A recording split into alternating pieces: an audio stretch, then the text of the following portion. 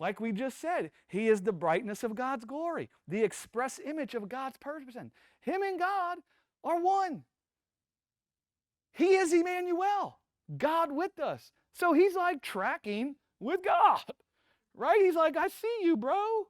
I get it now. All these cats I've been around, they've been trying to tell me about the sacrifices I got to bring to you. But I see that the sacrifices were never about what we could bring to you, but it was always about what you would give to man. Hallelujah. Right? So He saw that clearly.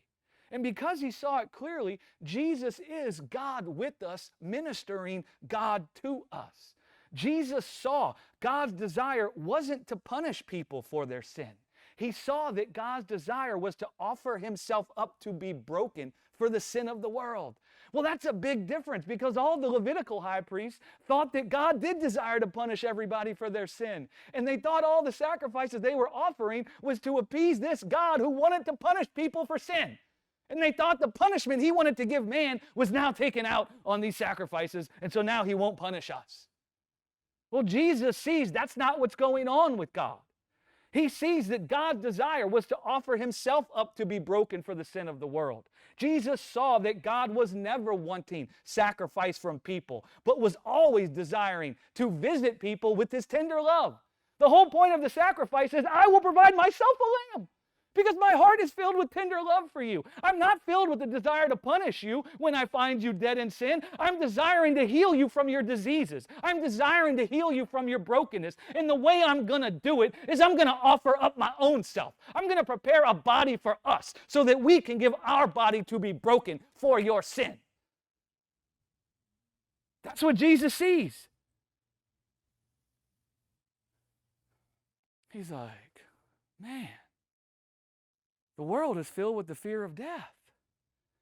Not just a fear that they're going to die, but the fear that what's waiting for them in your presence is punishment and death. That's what the world is thinking. And that's keeping them from coming to you, oh God. And so Jesus sees that the law and the prophets was about God wanting to provide Himself as the Lamb, so that He could take away the sin that was bruising His people with death. He saw that there's healing in God's wings. He saw that there's fullness of joy in life in the presence of God. But He saw a world that was thinking, because of their sin-stained conscience, because the voice of the accuser was all the time uncovering their nakedness, was all the time working condemnation and fear in their hearts. He saw the world sat in a place where they didn't think there was healing for them in the presence of God. They thought there was punishment and death. And Jesus came to minister a God that wants to heal us from our diseases, not punish us because we're diseased.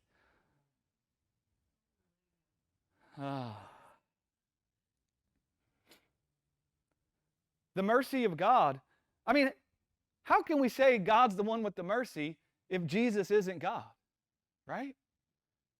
Then Jesus would be the one with the mercy, not God.